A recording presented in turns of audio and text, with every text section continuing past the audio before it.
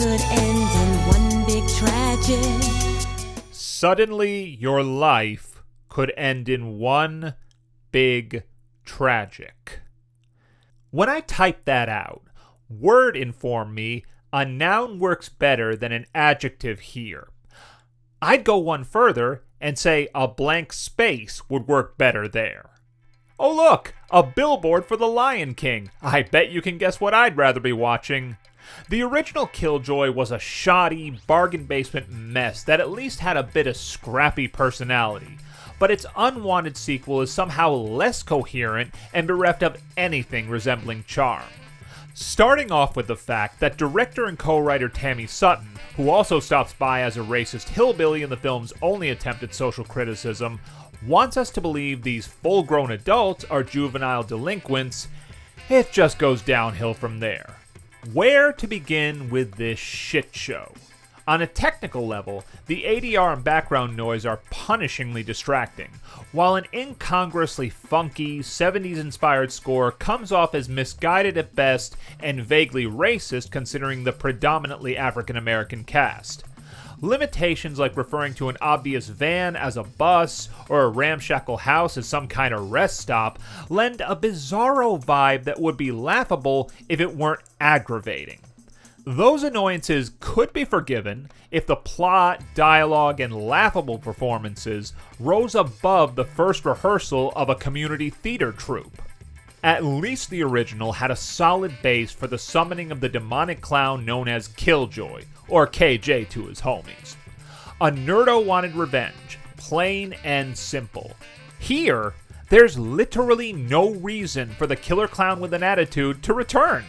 After their van, bus, breaks down and this mismatched crew of misfits end up on the wrong end of a shotgun, they wander into the abode of the sweetest voodoo lady this side of the Mississippi, and somehow one of the teens, not the voodoo chick, knows the incantation and poof, he's back, and that's it.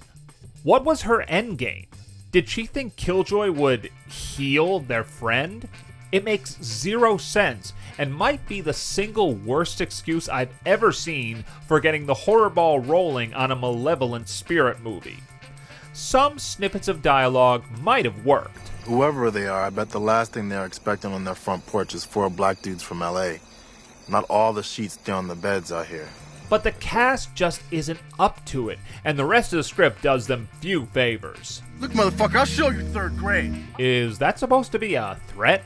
As for Killjoy himself, Trent Haga brings little to the kiddie table. Does it matter that he's white? No, but Angel Vargas' interpretation at least cohered with the presumption that Charles Band and Company were trying to create a ghetto clown with a nasty streak. His first appearance is flat and handled poorly, and most of the kills are lame with only a smattering of gore. Even his laugh is nothing. Lines like, "Let me guess, some bed, bath, and beyond the grave," are crummy, but they'd be so much better if Deliverance from Evil had any semblance of finesse or style.